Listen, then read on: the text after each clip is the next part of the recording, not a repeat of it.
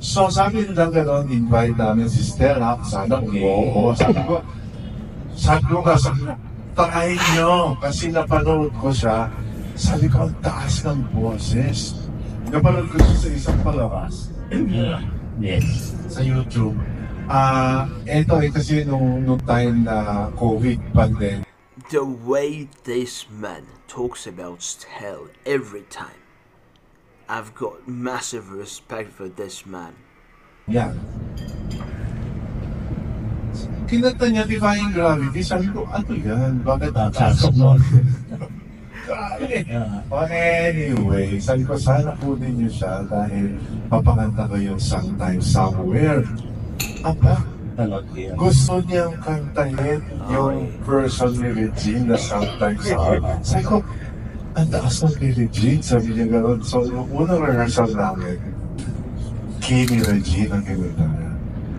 Isang pasada, perfect. Gets na I'm gets. reading the English subs here, guys. Kumot.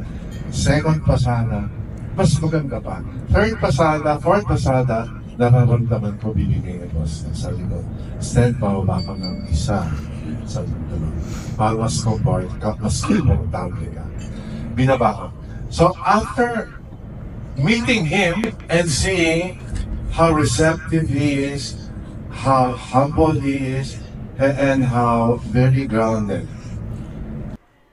Whoever met Stell, they say the same thing. How humble he is, how good he is, how respectful he is. This person is yung stand ng SB19. After the show, sabi ko, gagawa ko ng kanta. Oh, At bibigay ko sa kanya.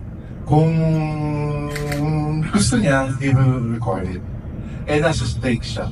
I asked somebody to sing it kasi hindi ko makakanta sobrang taas. I asked someone to do a demo. Pinatala sa Amerika. Pagbalik niya, alam niya na yung kanta. Sabi niya, I want to record this. So, Warner recorded, di ko masama.